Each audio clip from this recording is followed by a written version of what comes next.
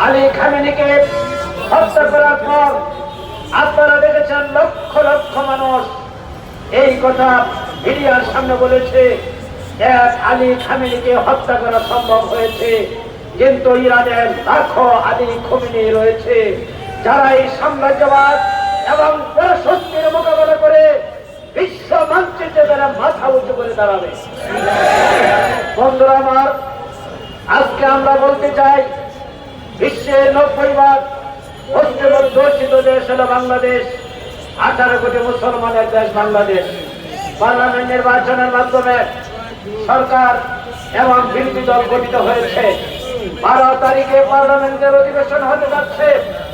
একটি মুসলিম রাষ্ট্র হিসেবে ইরানের এই আলী খামেনিকে হত্যা সহ ইরানের উপর হামলার ব্যাপারে বাংলাদেশের সরকারের পক্ষ থেকে এই পার্লামেন্টে নিন্দা প্রস্তাব গ্রহণ করার জন্য আমরা আহ্বান জানাচ্ছি।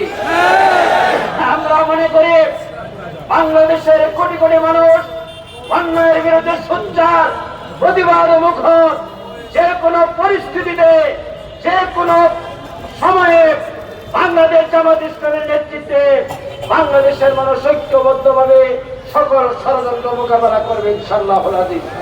আগামী দিনে সেই ষড়যন্ত্র মোকাবেলা করার জন্য ঐক্যবদ্ধভাবে আহ্বান জানিয়ে আমি আমার বক্তব্য শেষ করছি।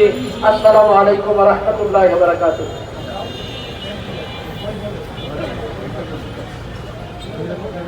সংগ্রামী ভাই এবং বন্ধুগণ, বিক্ষোভ মিছিল পরবর্তী আজকের এই সমাবেশে এখন বিশেষ অতিথির বক্তব্য রাখবেন গণমানুষের সংগঠন বাংলাদেশ জামাত ইসলামীর সম্মানিত সহকারী সেক্রেটারি জেনারেল, নব জাতীয় সংসদের আমাদের জাতীয় সংসদ সদস্য জননেতা জনাব মাওলানা রফিকুল ইসলাম খান। এখন বক্তব্য রাখবেন মাওলানা রফিকুল ইসলাম খান এমপি।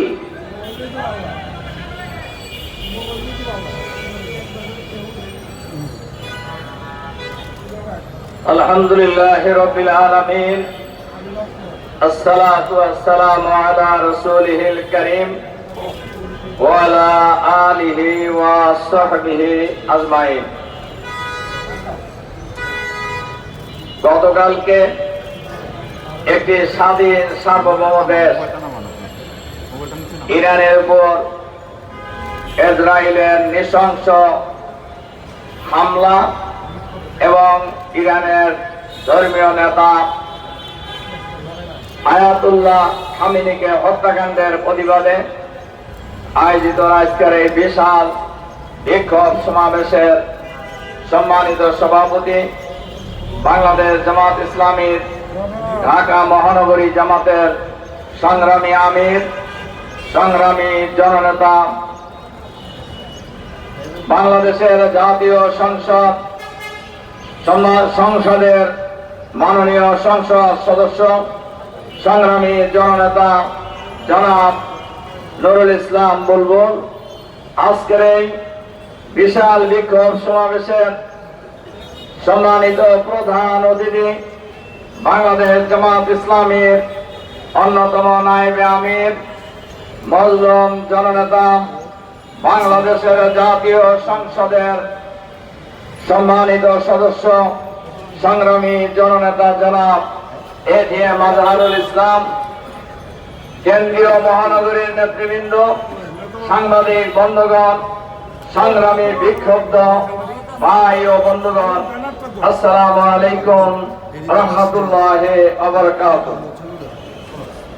সংগ্রামী ভাই এবং বন্ধুগণ, আমরা সবাই জানি গতকাল যে নৃশংস হামলা এবং হত্যাকাণ্ড সংঘটিত করা হয়েছে, এই যে আসলে এই হত্যাকাণ্ডের সাথে শুধু ইসরায়েল জড়িত এই কথা বলার কোন সুযোগ নাই।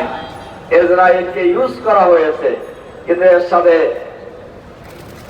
সবচেয়ে বড় পরাশক্তি জড়িত। সংগ্রামী ভাই এবং বন্ধুগণ,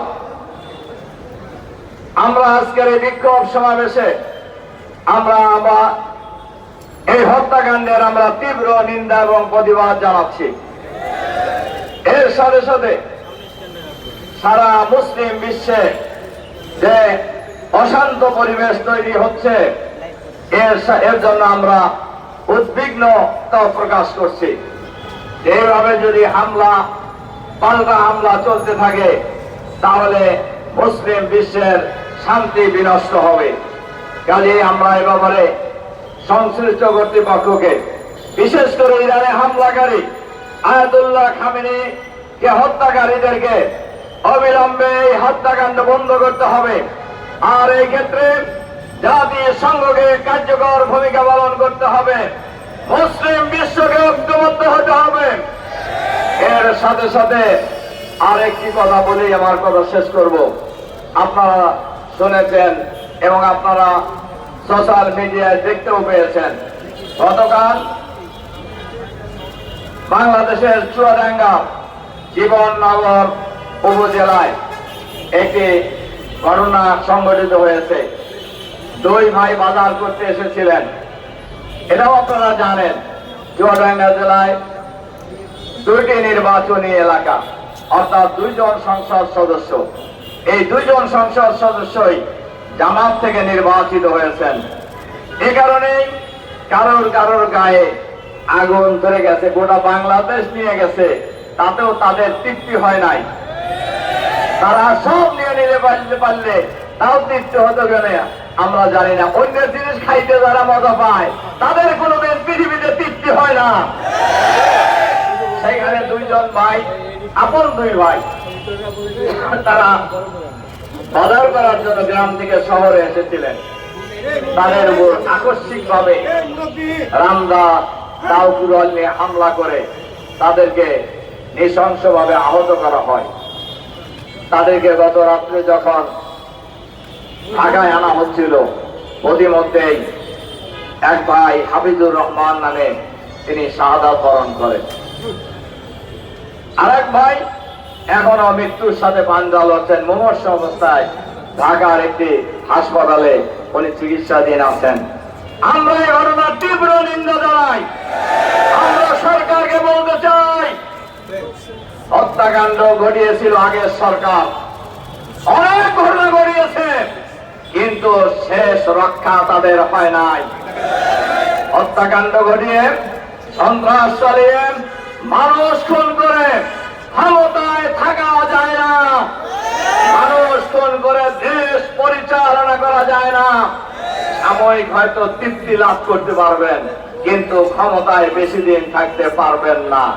এজন্য আমরা সরকারের স্বরাষ্ট্রমন্ত্রীকে আহ্বান জানাতে চাই, আপনি নতুন স্বরাষ্ট্রমন্ত্রী হয়েছেন, জনগণ আশা করে আপনি নিরপেক্ষ ভূমিকা পালন করবেন। আপনি কোন দলের মন্ত্রী নন, দেশের মন্ত্রী। দেশের সকল মানুষের জান, মাল, ইজ্জত, আবরণ, নিরাপত্তা বিধান করা আপনাদের দায়িত্ব। আমরা আহ্বান জানাতে চাই, অবিলম্বে এই খুনিদেরকে গ্রেফতার করতে হবে। এই খুনিদের নামে সুনির্দিষ্ট মামলা হয়েছে, কিন্তু আমরা লক্ষ্য করছি এখন পর্যন্ত একজন লোককেও গ্রেফতার করা হয় নাই। দিনে দুপুরে হাজার হাজার মানুষের সামনে হত্যাকাণ্ড সংঘটিত হয়েছে।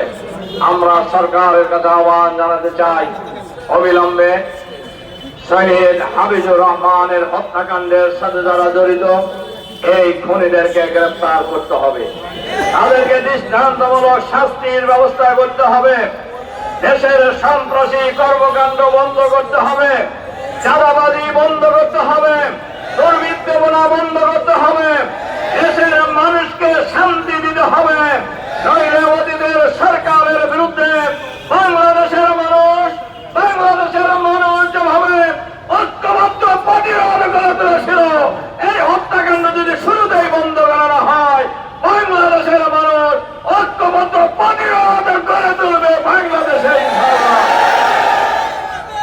সংগ্রামী ভাই এবং বন্ধুগণ, এজন্য আমি আবারও সরকারের কাছে আহ্বান জানাতে চাই, অবিলম্বে সন্ত্রাসী কর্মকাণ্ডের সাথে যারা জড়িত তাদেরকে আপনারা চিহ্নিত করুন, গ্রেফতার করুন, বিচারের আওতায় নিয়ে এসেন। বাংলাদেশকে একটি শান্তির বাংলাদেশ হিসাবে প্রতিষ্ঠা করার চেষ্টা করুন। আমরা আপনাদেরকে সহযোগিতা করব। কিন্তু যদি এর ব্যত্যয় হয়, সব কিছুই যদি দলীয় দৃষ্টিভঙ্গিতে বিবেচনা করেন, আমরা সিদ্ধান্ত নিয়েছি আমরা পার্লামেন্টে এবং রাজপথে উভয় জায়গায় আমরা সকল অপকর্মের বিরুদ্ধে আমরা লড়াই চালিয়ে যাবো ইনশাআল্লাহ। কাজেই হত্যাকাণ্ড ঘটিয়ে আমাদেরকে ভয় দেখানোর কিছু নাই, এটা আপনাদের ভালো করে জানা থাকার কথা। কারণ আপনারা একসাথে মেলা দিন আন্দোলন করছি, আপনারাও কি জিনিস তাও আমরা জানি, আমরা কি জিনিস তাও আপনারা জানেন।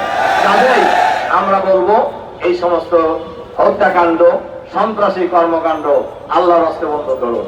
এই আহ্বান জানিয়ে আবারও খুনিদের গ্রেফতারের আহ্বান জানিয়ে আমার বক্তব্য এখানে শেষ করছি। আল্লাহ হাফেজ। বাংলাদেশ জিন্দাবাদ।